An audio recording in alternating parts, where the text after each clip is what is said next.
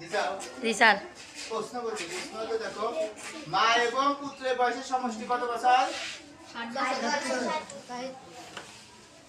মায়ের বয়স পুত্রের বয়সের 3 গুণ, মায়ের বয়স পুত্রের বয়সের 3 গুণ। তাদের প্রত্যেকের বয়স কত? তাদের প্রত্যেকের বয়স কত? দেখো প্রশ্ন হচ্ছে নাম্বার 10। তাহলে পুত্রের বয়স, কার বয়স? পুত্রের বয়স সমান পুত্রের বয়সের 1 গুণ। পুত্রের বয়সের পুত্রের বয়সের 1 গুণ। 1 গুণ। এখন প্রশ্ন হলো কার বয়স? মায়ের বয়স। মায়ের বয়স পুত্রের বয়সে কয় গুণ প্রশ্ন বলছে?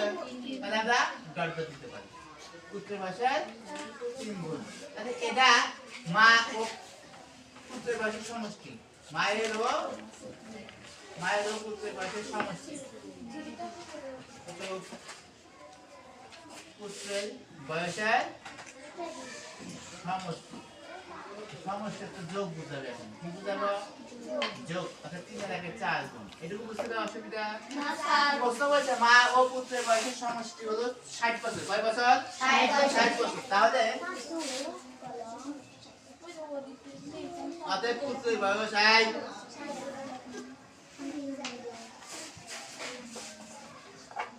অতএব পুত্রের বয়স সমান 60 ভাগ 4 এত বছর।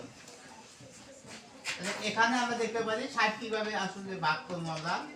4 দিয়ে যদি 60 ভাগ করি, 4 1 কে 4 বিয়োগ 2 0 4 5 30।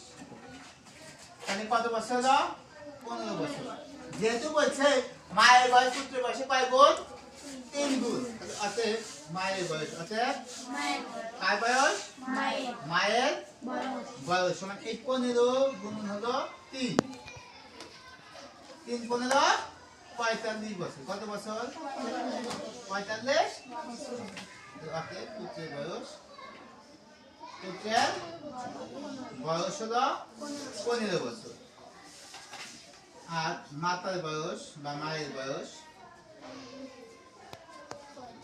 45 বছর। বুঝতে কোনো অসুবিধা আছে? হ্যাঁ, এক্সপোজ করবো না, যখন শেষ হবো তখন